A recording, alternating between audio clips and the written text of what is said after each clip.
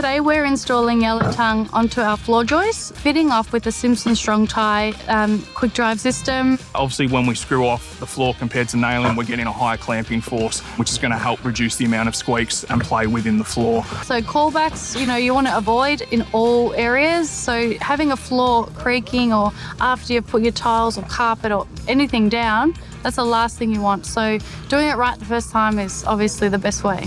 So with Simpson Strong Tie quick drive system, the screws, it actually produces like a clamping system, so that reduces the squeaking as well. So you get a really good fixing. So we've got the extension on the tool today, which is allowing for upright installation. So obviously saving the guys' backs and time as well. So able just to walk along and screw off the floor instead of having to bend down and screw it off by hand.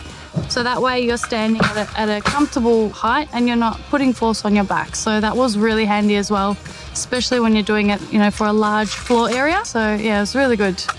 So one of the good benefits we've got with this tool here is our depth adjustment. The good thing with that is it means obviously once we're using it, we can't actually knock it.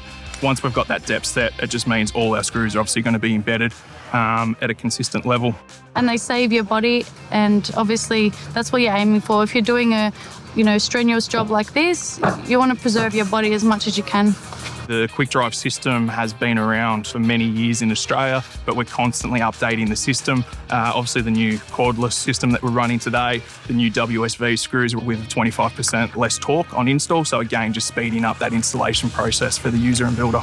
Given if we were using another system, I'd predict it would have taken almost the whole day. But, we've laid this first unit in almost under 2 hours. So it's come out a lot quicker than what I expected.